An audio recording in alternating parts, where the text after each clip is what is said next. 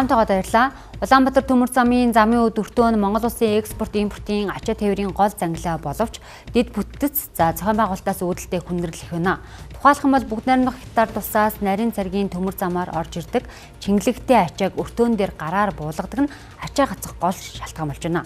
Мөн замын өд өртөөнд чингэлэг буулгах, төр хадгалах зориултын талбай хүрэлцгээ байсан нь ачааллыг улам нэмэгддэг болжээ. Хилээр орж ирэх ачааны чингэлгийг гараар буулгах нь ажилчдын хөдөлмөрийн аюулгүй байдалд эрсдэл үүсгэхээс гадна ачаа гэмтэх, алдагдах, буулгалтын хугацаа сунжрах, вогоо эргэлт удаашрах гол шалтгаан болсоор байна. Монгол улсаас хятад руу өгж байгаа ачаанууд маань хоногт бид нар 16 ачаатай галтрыг өгч. Эргүүлээд 16 хос нь авдیں۔ Үндсэндээ 32 хос галтрыг гэсэн. Нарийн цэргээр хятадаас орж байгаа галтрыг нь 8 галтрыг байна. Эргээд 8 ос өгдөг гэдэг чинь 16 гэсэн. Гэтэл өргөнөөр 32 галтрыг хослоод байдаг. Нарийнаар 16 гэдэг бол тооны хувьд харьцсан гоогоц.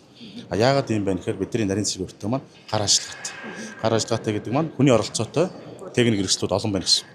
Одоо бид нар ашиглаж байгаа талбайн дээр оргил цаг үед бол яг ачаалттай үед бол бид нараас талбайн гадуураа хүртэл хураагаад 4500 хүртэл чиглэлгүүдийг хүлээж авчаалаа.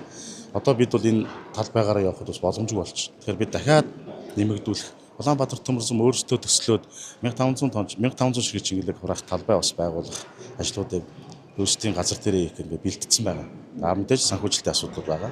Ачаа тээврийн хэмжээ өссөн ч буулгалтын талбайг өргөдөхөөгүй дэд бүтцийн шинжилэл удаашрснаар чингэлэг өртөө дээр удаан саатах, бөөгнөрл үүсэх, цааш тээвэрлэх, хуваар алдагдах асуудал тогтмол гарах болжээ.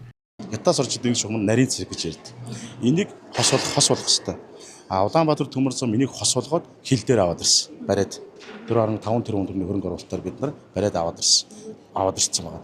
Энэ хил дээр тулаад ирсэн гэсэн. Одоо энийг бүгд найрамдах хятад улсын талд бид нар хүсэлтээ гаргаад бүгд найрамдах хятад улсын талч гэсэн худалдаа 8-ны эргэлт энэ нөгөө том худалдаа тээвэрлэлтийн ажил өндөр байгаа учраас хийхин зөвөө гэдэг байдлаар санаа нэгдээд холболтын цэг ординат зүгүүдэд тохирцсон бид нар одоо ганц хоёр улсын гадаад харилцааны яам засгийн газрын төвшөнд энэ өөрсдөө тохиролцчихвол бид нар энэ ажлыг бэлэн болсон байна. Монголын талаас бүх ажлаа хийцгэсэн.